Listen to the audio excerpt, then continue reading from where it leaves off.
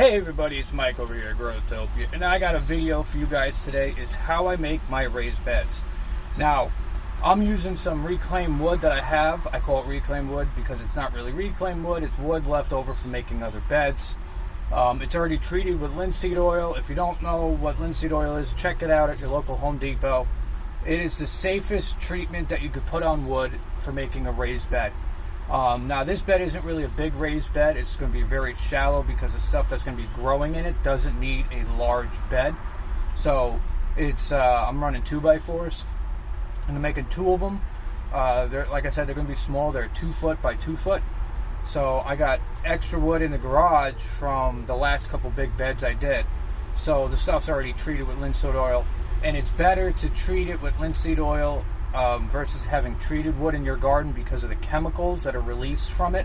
Even though they say it's somewhat safe, we're doing this to be safer than what we're getting from the mainstream grocery stores, right? So why would we want to poison ourselves? At that point, we might as well just not grow at home and buy from the supermarket and spend tons of money. I think this year alone, I'm thinking I'm probably somewhere around $4,000 to $5,000 in savings from not buying any produce at all from the grocery store. I've been getting abundant supply of tomatoes.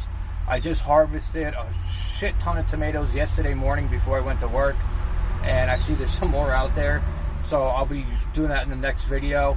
I'll show you guys my next harvest, as I call it, or my current harvest, or the harvest of this date, just to give you guys, you know, hope and stuff that, you know, when you're doing this, what to look out, what to you know, expect and stuff. Now I'm in Zone 7A in Long Island, New York, and I'm dead center of the island, and I live in a higher elevation than the rest of the people on the island, so my temperatures are different than like literally like 10 minutes down the road. Like I could leave my house and it's like 65 degrees, right? And I'll get to work that's like 20 miles away and it's 50 degrees. So temperature is always different. Sometimes I'm warmer and it's colder somewhere I'm going, and sometimes vice versa. So it really depends on where you are and what your climate is to really grow anything. And I've been learning that literally as like every day. So now what I do is I used to just go off of Farmer's Almanac or what people said. Now I would say the best thing to really tell you people, if you're interested in doing this or you are doing this and you want the best advice, go online, look at your local temperature, and try to look at least a month or 2 in advance. They do have it as predictions. So it's not set in stone, but you could at least plan ahead and go, hey, you know, on the Farmer's Almanac in Zone 7A, it says I could start growing my tomatoes, you know, in April. Well, you might, in May, you might have 60s in May, and the Almanac's saying, no, wait till April. So always go by of what temperature you're at, where you are growing your stuff. So that's, I would have to say, is one of my biggest tips. But let's get to the backyard. We're in the Army truck. Let's get her going. Love this thing, man. Wish it would stop leaking training fluid though. I changed the gasket a while ago. It was good for a while. Then it was leaking. Brought it to my mechanic. He changed the gasket. Good for a while. Started leaking again. Then I changed the gasket again with advice from a friend of mine. Said, oh, you know, use this gasket sealant. So I did that. I gooped the shit up. It wasn't leaking for like the longest time. Then started leaking again. Went back to my mechanic with a different tile gasket. That time was like a felt gasket. The second time around, I should say, third time around, I was using the cork gasket that a lot of people say is better. Ah! If I don't push the handle in, the door opens when I lean against it. I almost went out the fucking truck. This almost went from a planting video to a freaking home funny video. America's funniest video.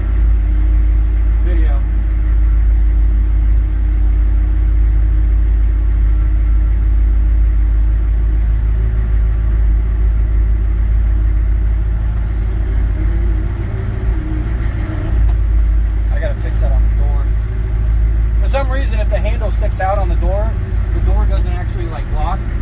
Huh. I fell out one day, but luckily this thing doesn't move, you know, that far, so I kind of caught myself. But man, that would have really been an interesting afternoon. I can't come into work today. I got ran over by a United States Army truck, diesel, weighing in at I think it's like 8 tons or some shit like that. Okay, Mike. We'll see you when you get out of the hospital. All right, yeah. I'll see you when I get out.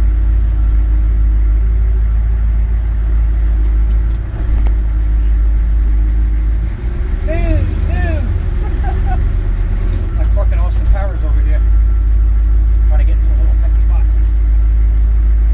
You know what's funny, for a truck that's this big?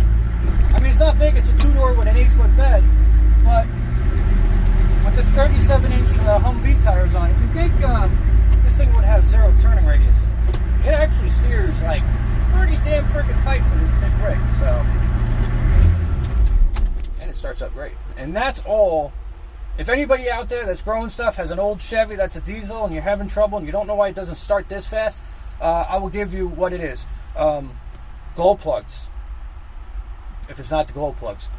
You want good batteries. I have over-the-road batteries that I got from Fleet Pride for semi-trucks. Because it is a 6.2-liter Detroit diesel, I went for the best batteries that I could find, and those were the best batteries, especially for the price, and I've had 0 issues with them since I've had them, and they're dual batteries.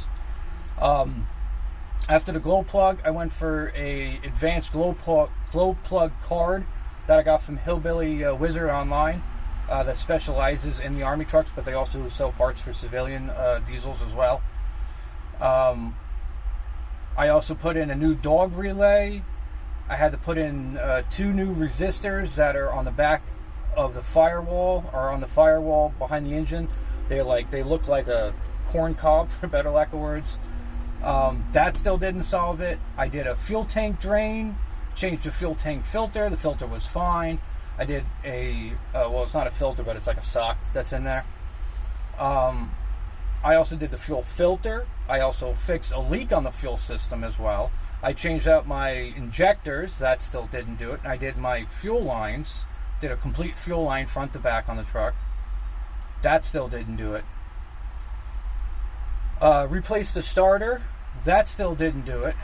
I started adding tranny fluid and engine oil to the fuel because the problem with a lot of older diesels is that they were built during the sulfur diesel fuel era.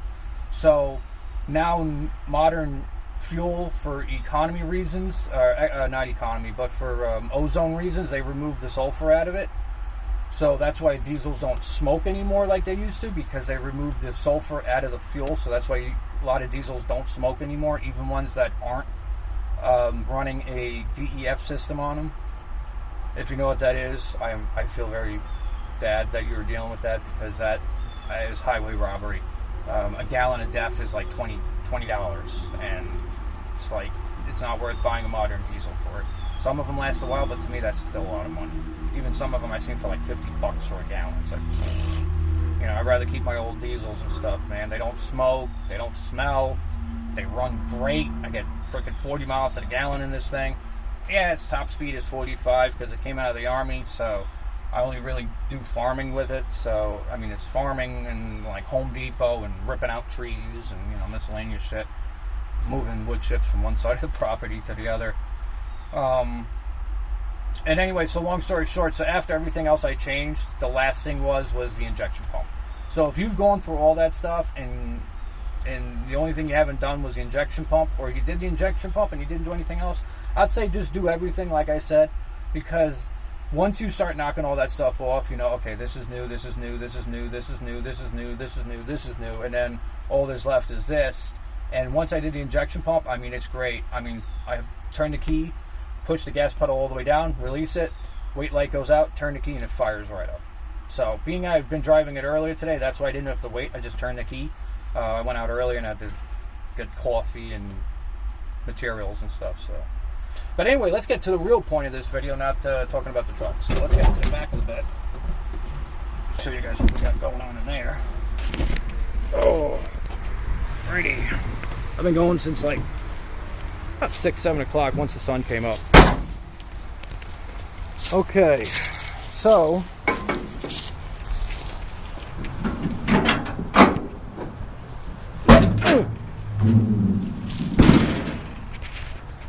alrighty, so let's head over to the orchard and show you where we're going to be working in today. It's going to be a long video, so in case anybody wants something short, this is not going to be a short video. I'm going to try to make this as short as possible by not carrying on about random stuff, but I'm just warning everybody now, this might take a while. So, but I'll show you guys what we got growing on out here before we head over there. We got some of the tomatoes are slowly starting to wind down. They're still producing. Some of the plants are down, but they're still putting out tomatoes, which is great. I'm happy with that. I'm just, every time like I said, I harvested from these guys yesterday morning, and I already see like a bunch of more tomatoes that are ready to get harvested, and there's a bunch inside. Like I said, I'm going to show you guys that. This bed, I really wanted to start working on this bed. I kind of started clearing it out, but then I forgot that I got the spaghetti squash growing in it, so I had to leave it. That one I might be almost ready to be able to tackle, because basically everything in this bed is done. All I got is like a carrot and a couple other things that are in here, so I'm gonna, the carrots unfortunately can last for a while, so I'm probably gonna transplant them somewhere or like early harvest them, depending on which way I want to go. So, and then we got the other bed here. Stuff is doing really good. It's coming up nice, so I'm excited. So what we're going to be doing is actually this location here. So as you guys can see, we got some of the asparagus, and we got basically like weed central. Weeds are something you're always going to be dealing with whenever you're growing stuff, so it's not something you can ever get away from 100%, but at least I can try to like combat it a little bit. So what I want to do is I want to put two 2-foot beds here, and one's going to have asparagus and the other one's going to have the okra in it. So what's going to happen is I'm going to rip these guys out carefully, stick them to the side.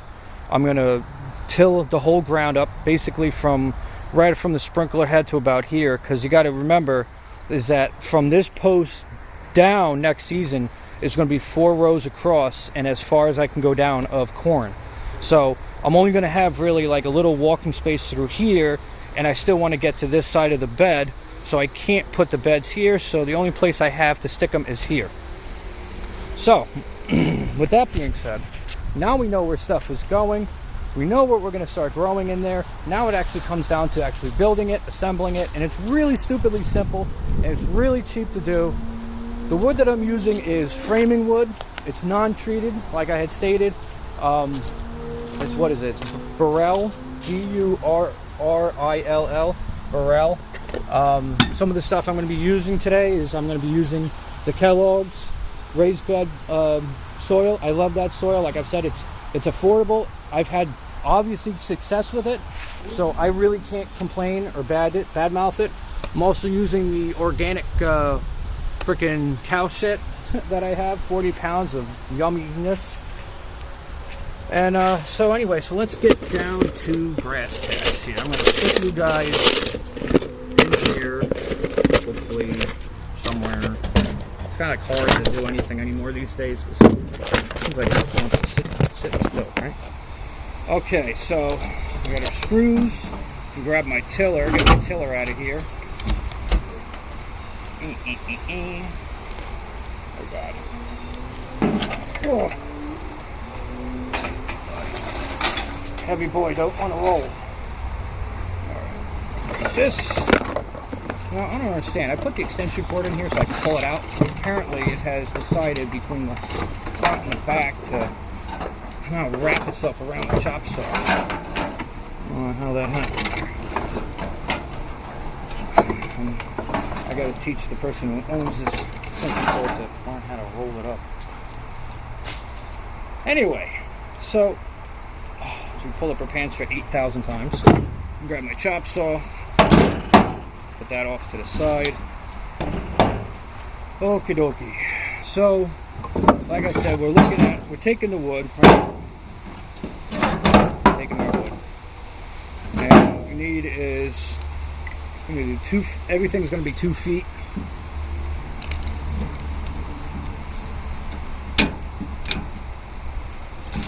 Really? I'm gonna play that game today.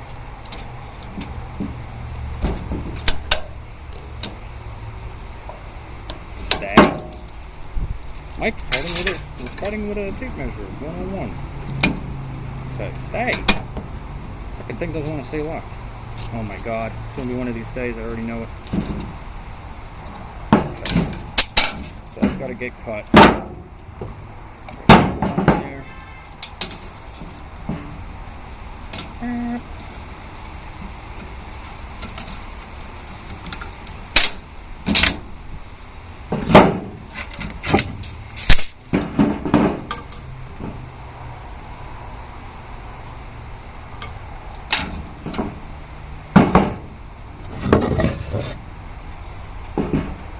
Not the straightest one.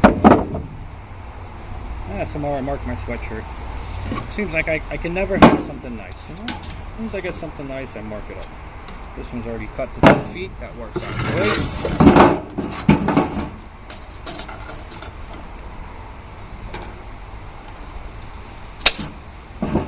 Okay, so we got 1, 2, 3, 4. That's one bed. 1, 2.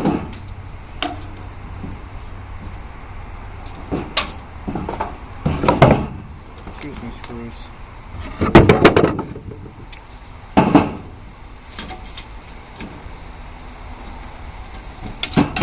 3.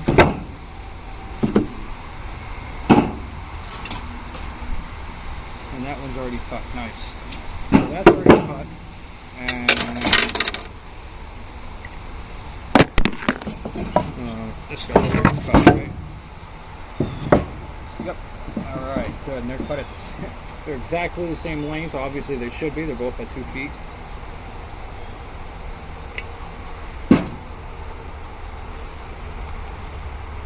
I'm just going to cut the wood and we'll assemble it. Very simple.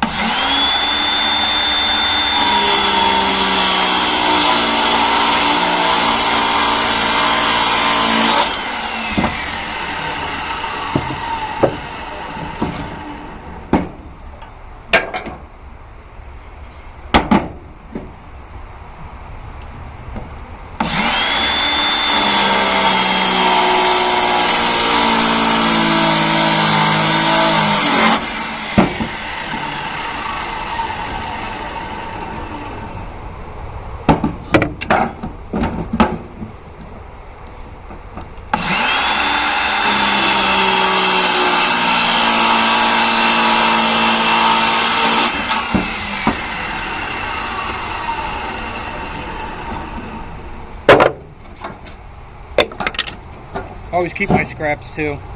Get back here. This is the wood that I'm using. So anything that's scrap wise, because this stuff is safe to use on the wood for your food, it's also safe to burn too.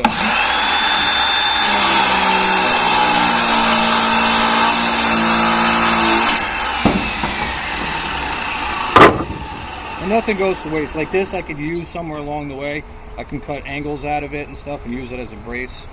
So I don't throw anything into the wood fireplace until I really have no use for it, you know, like a sliver. Here we go.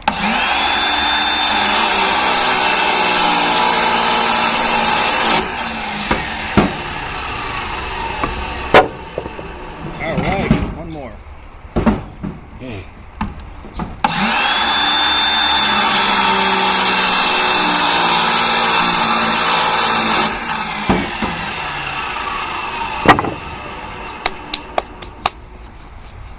Okay, dokie. Dokely, right? Alright, let's get rid of this. Head over there. Grab our drill. Grab my screws. So I'm using for this is 2.5-inch exterior screws. It's amazing how expensive stuff has gotten. I remember the last time I bought screws, I was in my late teens, early 20s, and I've had those screws for years. And then I went out to buy these, and I couldn't believe the freaking price on it. I almost fell over. I really did. I was like, oh my god. So stick these right here on the truck. So basically what I want to do, you guys can zoom you guys over just a smidge. Maybe not.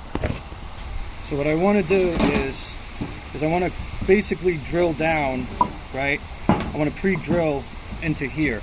Going into here with the screw isn't bad, but sometimes when you're going on the edges here for some weird reason, it causes issues. So you basically want to go like dead center, and I put 2 screw holes down and back.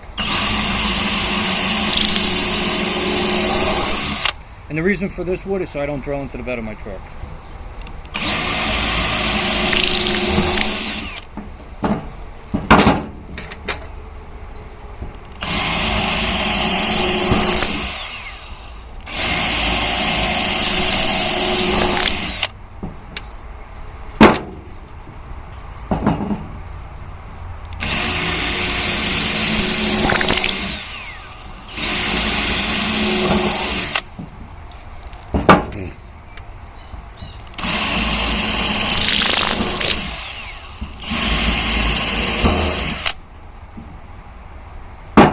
So I need 2 of those on each bed that's on the outers. So just remember, as you're doing this, right?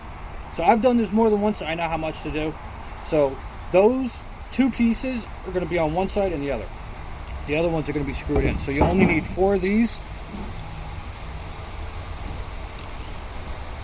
I didn't cut enough wood, did I? 1, 2. I did not. 1, 2, 3, 4. What the hell did I do? Oh my god.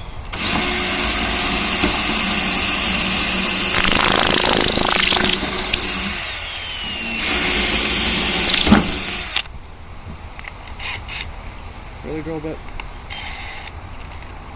It doesn't stay locked too much anymore. I'm like, why is there like less and less drill bits?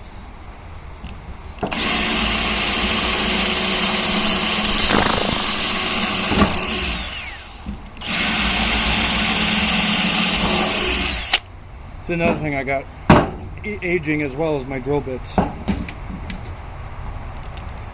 Can't wait to see that price.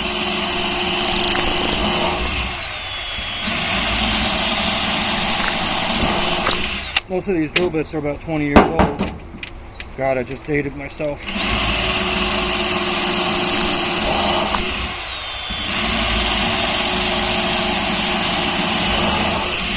Okay. That's gonna be a hot tamale over there. Alright, so obviously I screwed the pooch and I needed to cut one more, so you know, this is why you draw out a plan here, Mike. They say measure once, cut twice. So just need to cut one more bad boy. I'm like looking at it, I'm like, what the hell? What happened here? What happened here? Unless this is 2 feet and I put it over there. Quit moving on me. This is 2 feet. Okay, perfect. So that was just I thought I had one that was 2 feet too, which is really comical. Alright. I'm gonna grab my drill bit.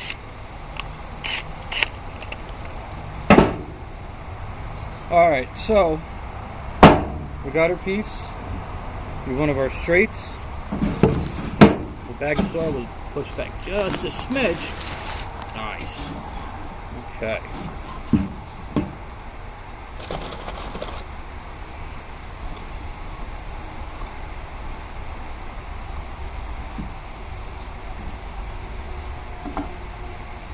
I'm just gonna have to make this plumb as we do it.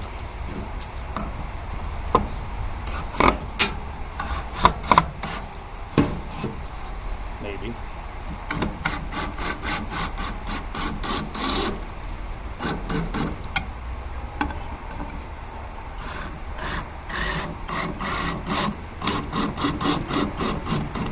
Alright.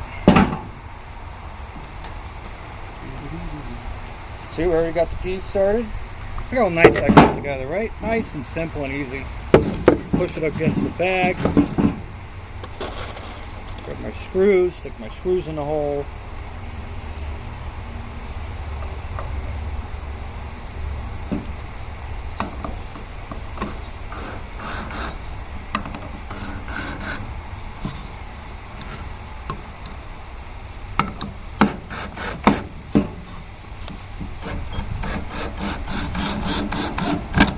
Now what's also good with something like this, being it is small,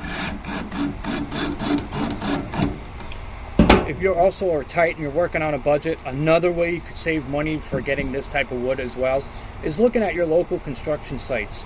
A lot of construction sites are usually throwing out wood that's roughly this size, maybe a little bit bigger. Basically anything that has like any kind of forms of like imperfection, because you got to remember, they don't, usually a big construction site, they're not, you know, going to Home Depot like we are and getting, you know, 20 pieces of wood. They're getting a lumber delivery from a lumber store, and sometimes there's imperfections in it. There's cracks, like you could see here, that's, you know, and you can see the split down the side on that. And a lot of job sites, depending on the type of house that they're attaching the stuff to, the customer really doesn't want to see that type of stuff, or even just the standard of it. They don't want that as well because it might be structurally unsafe, whichever way that they word it to make themselves feel happy. But if you go to your local construction site and you see a bunch of 2x4s and you're like, hey, you know, those are perfect size, and they're throwing them away, ask the guys. A lot of times they'll tell you, yeah, go ahead, take it. I got a lot of free wood that way as well. All last year, you know, I got a lot of free wood that way. I mean, probably thousands of dollars now worth of wood. Thousands, easily thousands of dollars. I have 2x10s, 4x10s, 2x6s. I mean, monster pieces of wood that they couldn't use because there was a knot in it in the center of a 2x10. A knot dead center. So I got an 8-foot section because it's a little warped and a hole in it. So you know what? Not in the garden.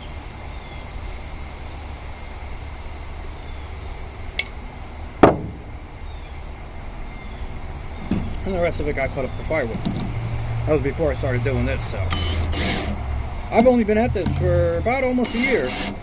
Barely a year. Just this season alone, and I've learned a lot of stuff. I've really been enjoying this a lot at times.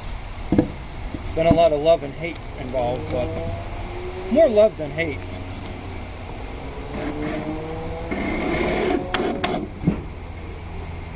I have. I'm gonna screw the other one in. Alrighty. Hey, stay put.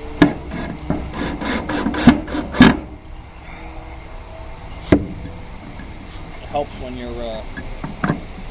line the screw up right. You don't have to line the screw up, but it does help. It sure does help. Okay. So nice. We got our first 2-foot by 2-foot bed.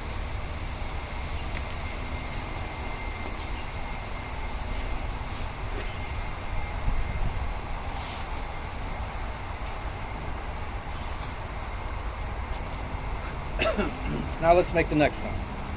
Now you could always jump steps ahead too. For anybody who's wondering or is afraid of power tools and stuff, you could use a hacksaw, wood saw and stuff, and cut it that way. You could have your neighbor cut it, your family member. You could do it yourself. I always advise you, always make sure your fingers are nowhere near anything. A lot of people say, oh, you should be wearing safety goggles and gloves. And here's my problem with goggles, right? So I wear glasses to see far. And my problem with glasses is that they can get covered in sawdust, and then you really can't see what you're doing. You're constantly wiping them, falling off your face. So I don't like wearing goggles. And gloves, you run the risk of, you know, a strap or something on the glove getting too close to the, holy crap, getting too close to the saw blade. You know, even strings, like on your sweatshirt, are very dangerous. I used to do it a lot of machinery and stuff years ago, and I saw somebody get sucked into a bandsaw once with strings from their sweatshirt. And if me and the teacher wasn't there, you probably would have been half the man you used to be. Literally grabbing the guy, pulling him back, and shutting the machine off at the same time, because those machines, you know, you push a button and they just keep running, but they don't have those in schools anymore. Ah, I got photos in my eyes. If I'm wearing goggles, that wouldn't have happened. Yeah, it would. Still would happen. Okay. Ah, goes the plane.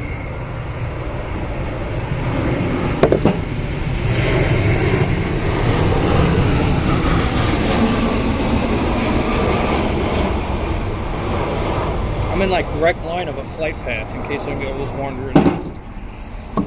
Rather it be military planes, but you know, what are you gonna do?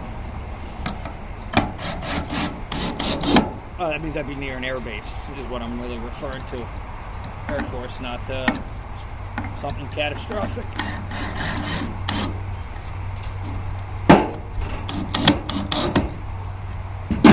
Oh, Skippy. Oh yeah, that's gonna screw me. I need to get out of there. Out of my hole. Out of my hole. Guess a lot of people have said that to Diddy. Get out of my hole. That was a bad one. That's sad. A guy that a lot of people liked turned out to be such a scumbag. I used to listen to his music, and I can't stomach him, let alone stand him. I know, it's like a Slim Shady reference there. Literally. Social media is the best way to get exposed doing anything bad. Especially when that Me Too movement came around, that really amplified and exposed a lot of these scumbags, so definitely a lot of good came out of that. Somewhat. Good and bad comes out of everything, you know? Life, people.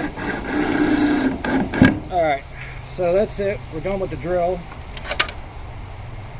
Oh, yeah. I got a micro splinter in my hand. Yeah, that's going now. Don't need the tape measure anymore. Oh yeah. Oh yeah. I don't need my screws anymore.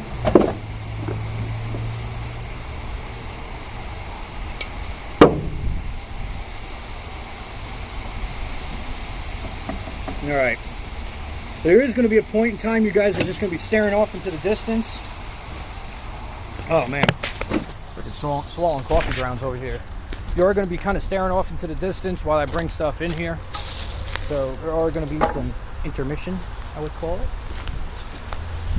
You guys just hang on, I will be back. Because I'm going to be grabbing the tiller, the extension cord, the manure, and the soil as well. Grab all that stuff.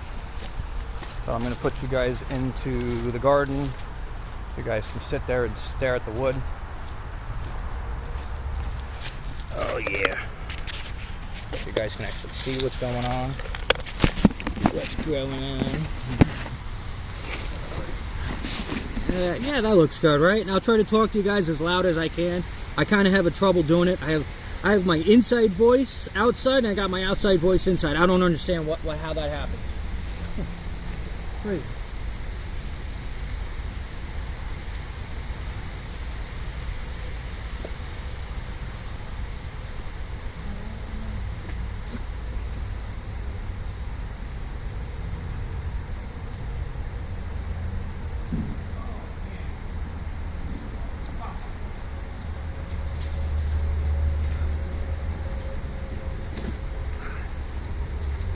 Big bag of shit.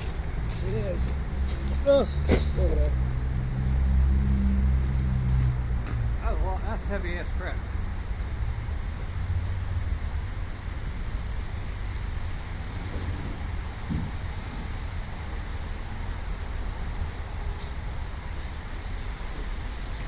Oh, this is no better because it's open as well.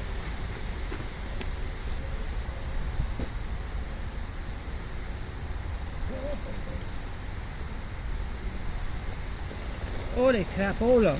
Yeah, that shit's fucking heavy. And it's been sitting in the garage to dry out. When that shit was wet, that shit was dry. Woo, gee, mom. Oh, you some mama.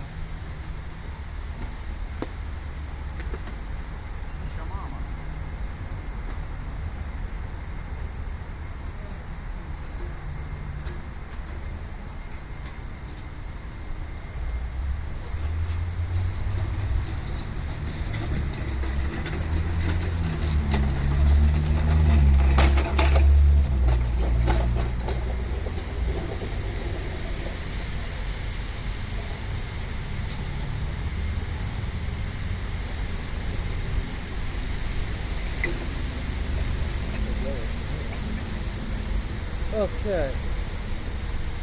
Almost ready. Almost ready for a drink. There's the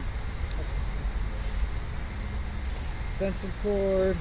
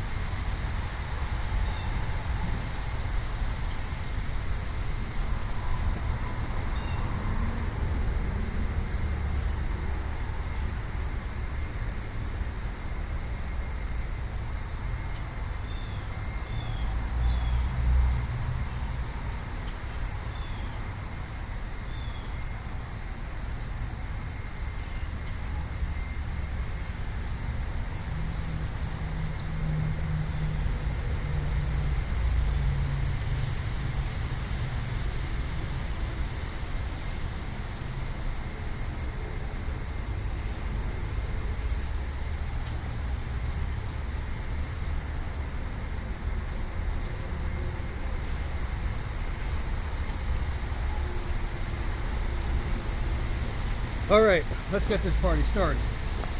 So, I gotta carefully dig up my asparagus, right?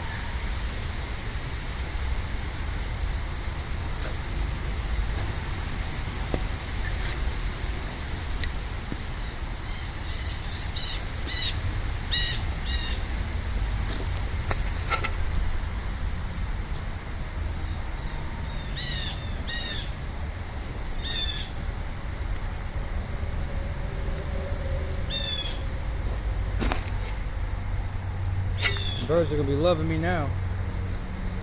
Bugs! Bugs! Well, they're saying bugs! Worms! Oh my god!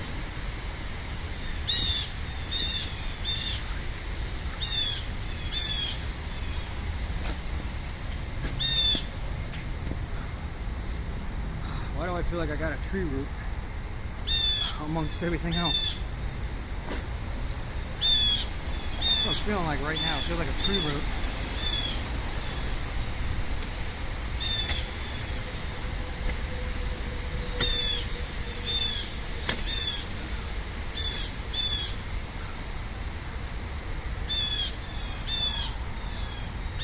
Oh, long roots of something. This definitely didn't look like this though. The thing I do have to watch out for is I have a strawberry in the back. So when I'm tilling, I gotta make sure I don't take out the strawberry.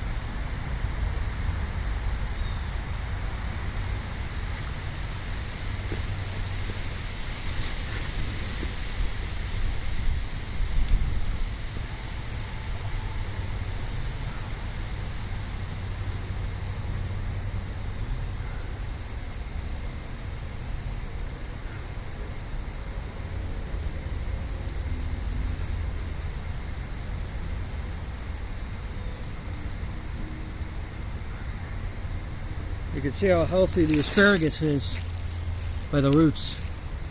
Yeah? Pretty healthy guy. Woke it up, probably scared it.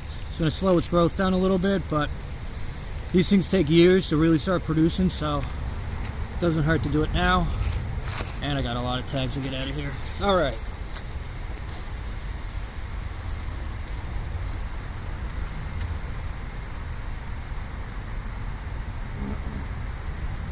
So now we go to tilling.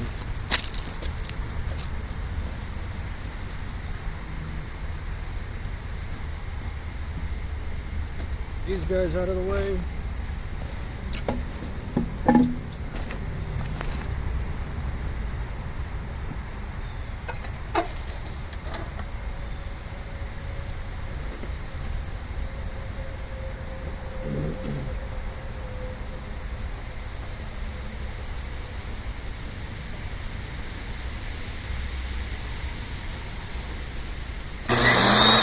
So basically what I'm going to do first, I'm going to till the ground, rough it all up now. And then I'm going to mix in the raised bed and the manure. in the section that the 2 beds are going into, and then I'll backfill the beds when I'm done. So I till, then mix, and till again.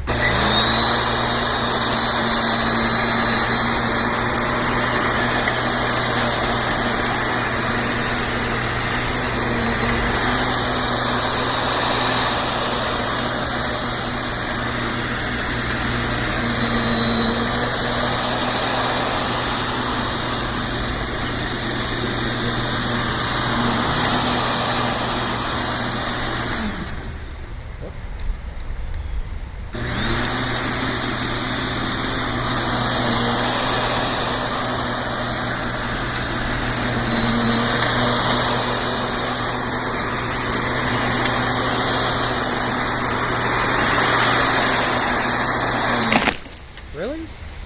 How did that get on this side? Okay. That sprinkler should not be over here. Somehow... What? Somehow this, that was against the fence line, ended up away from the fence line. How in the flying fuck did this get shifted when it never was?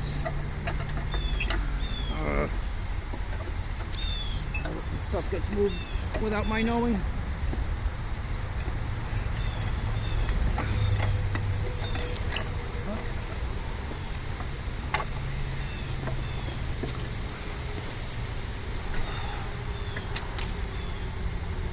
Helps if my glasses don't fall off my face every 10 seconds here.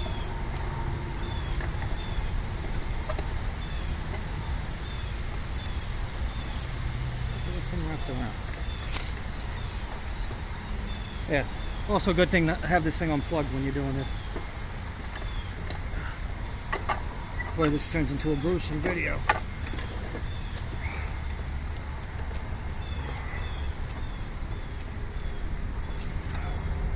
That's cool.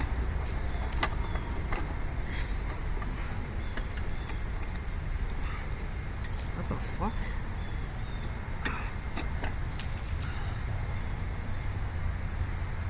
Pretty fucking resilient hose, I can tell you that much, but this should not have ever been on this side here. This, when I installed it, was along the fence line. How it ended up over there makes absolutely no sense.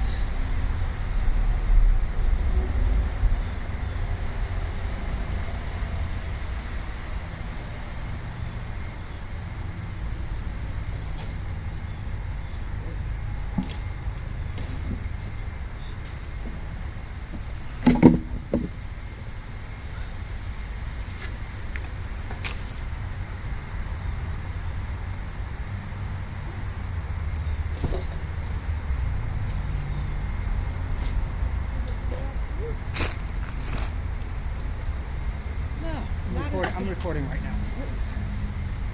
Not right now. Fighting stupidity. Should never got moved.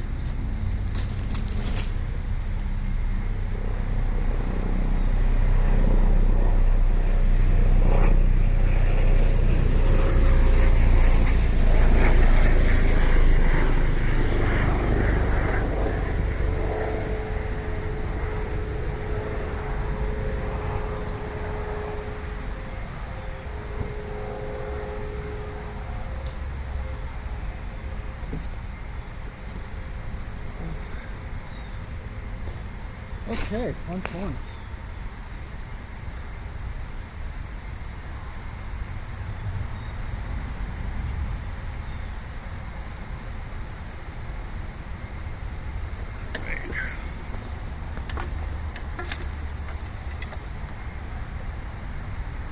Alright, let's see what else we could do. What fun I'm going to run into right now.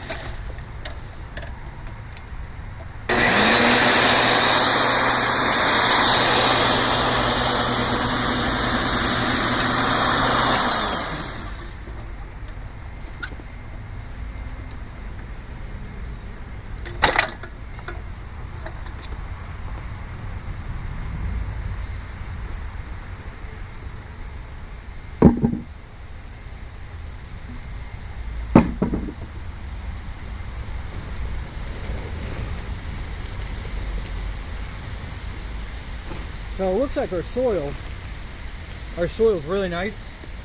That's down here. So I'm not going to actually have to add anything, which is good. Now I'm just going to level it out.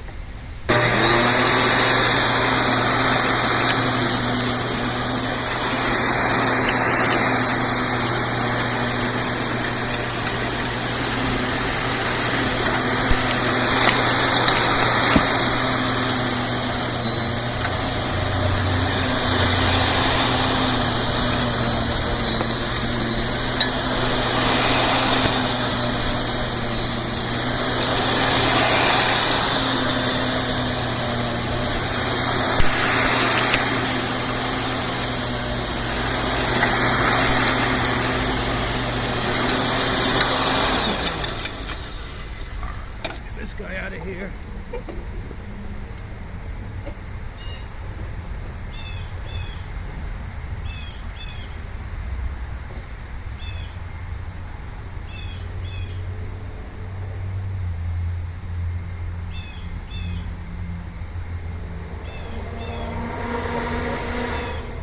Okay.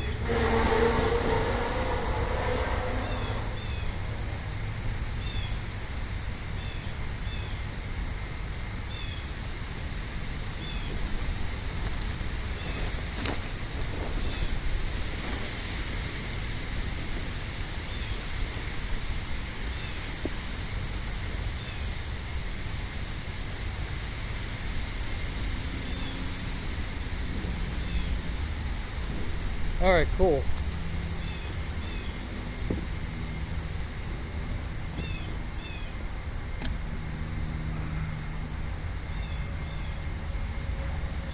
Give the strawberry some room.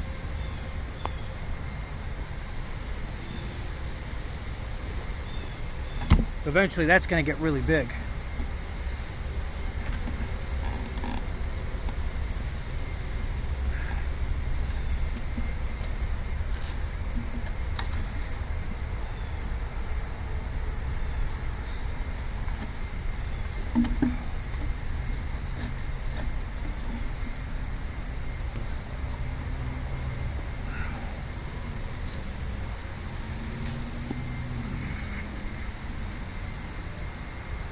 I want them at like a little bit of an angle, more or less just for drainage reasons, more or less just for the bed shape of it. I like a little bit more of an angle. I don't need it flat. Backfill it.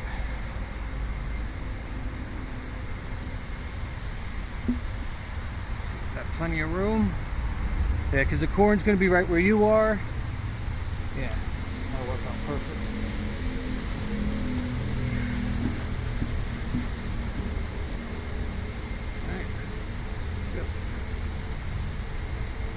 Alright, so now let's start adding our soils and shit. Literally shit. Not going to take much at all.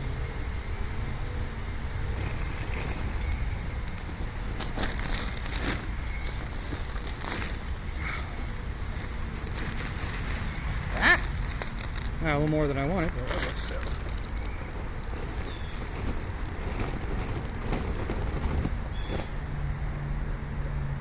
Oh, come here, you big bag of crap. Oh yeah, it smells good.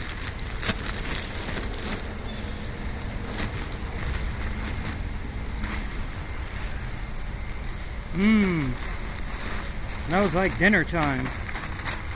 Smells like what happens after dinner.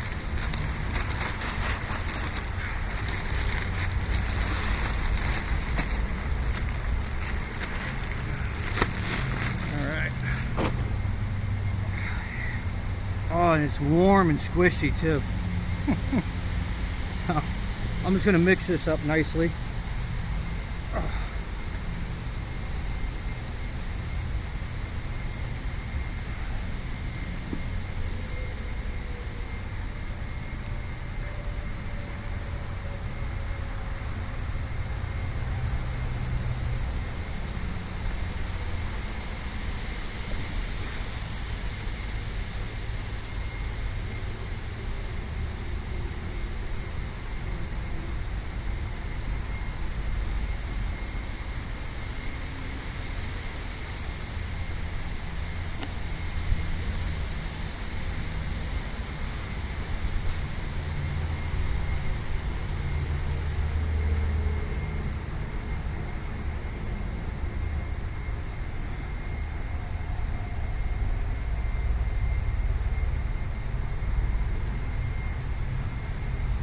All right, looks good.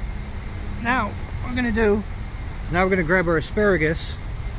So what I want to do is I want to grab them like they are. It's corn. So the asparagus tag. So you can see it's like nice healthy roots on it. So I'm just gonna go down and make sure I set it in really nice.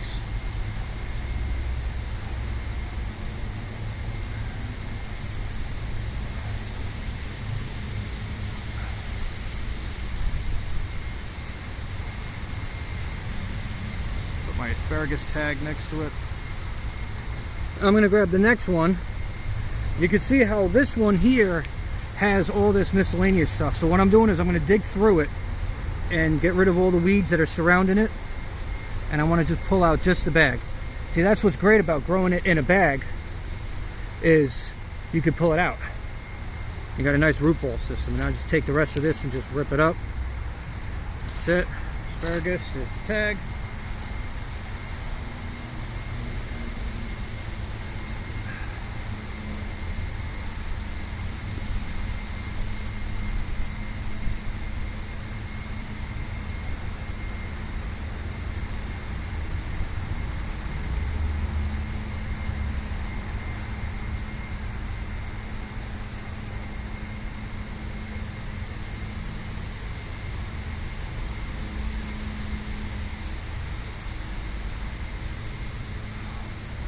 And I'm not burying it any deeper than basically right where the top of it is. I'll show you on the next one. So like on this one here, this one's really got bad stuff around it. Not bad stuff, but just a lot of weeds.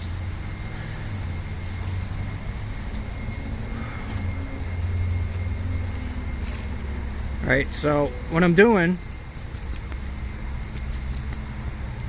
is right here where you see the soil line on it to begin with, that's how deep I'm going. And look at the nice root system on it. Very good.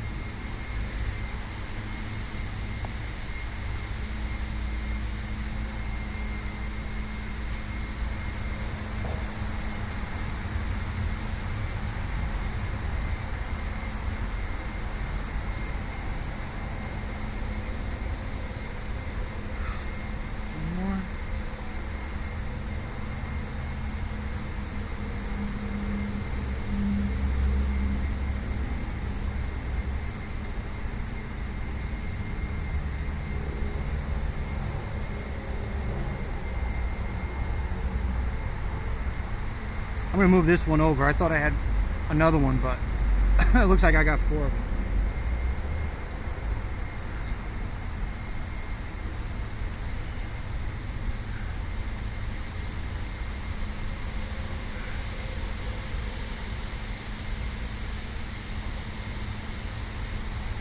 Funny, I know they're asparagus, but I still love having the tags on it. Alright, last one here. I got a flat tire. You didn't bring asparagus, did you? Asparagus.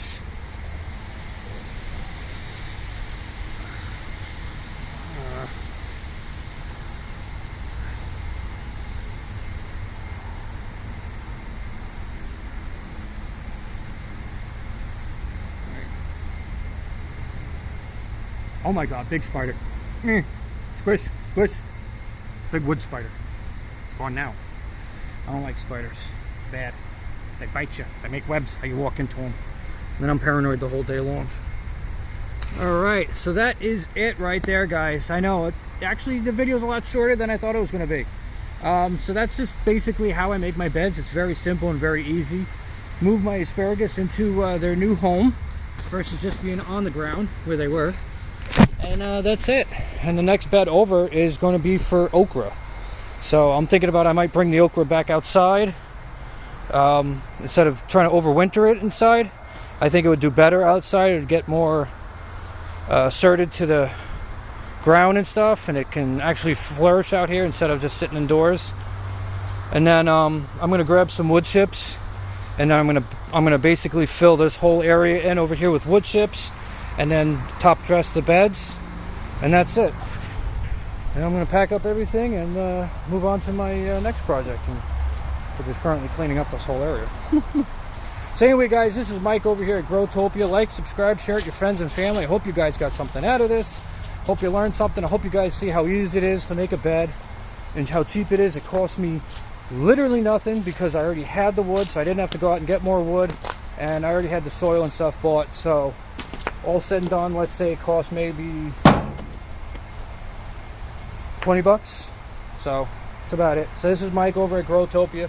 Catch you guys in the next video. Later.